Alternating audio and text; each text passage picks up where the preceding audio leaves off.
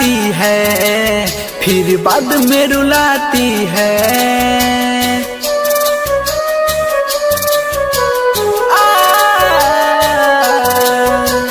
पहले हंसाती है फिर बाद में रुलाती है। लाखों आशिक बना इनकी इबादत है। लाखों आशिक बनाना इनकी इबादत है।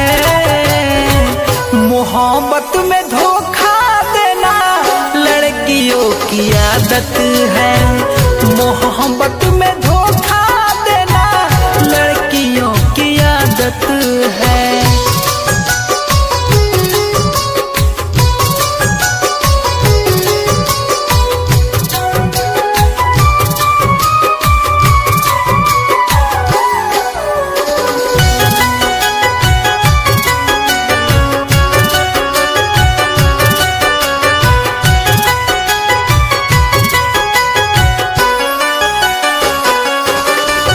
सब कहती है प्यार में तेरे मैं तो मर मिट जाऊंगी।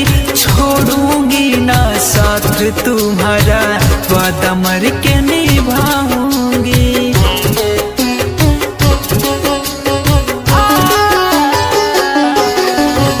सब कहती है प्यार में तेरे मैं तो मर मिट जाऊंगी। छोड़ूंगी ना साथ तुम्हारा वादा मर के निभाऊंगी। किस जन्म का बदला हमसे वो साधत है। किस जन्म का बदला हमसे वो साधत है। मोहब्बत में धोखा देना लड़कियों की आदत है।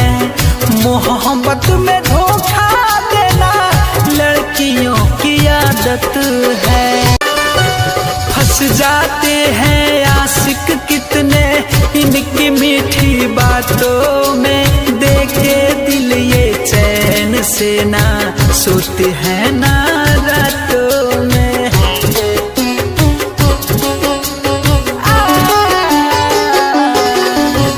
फंस जाते हैं आशिक कितने इनकी मीठी बातों में। देखे दिल ये चैन से ना सोते हैं ना रातों में।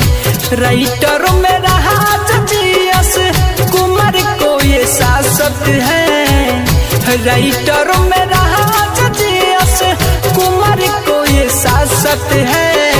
मोहब्बत में धोखा देना लड़कियों की आदत है। मोहब्बत में धोखा देना लड़कियों की आदत है।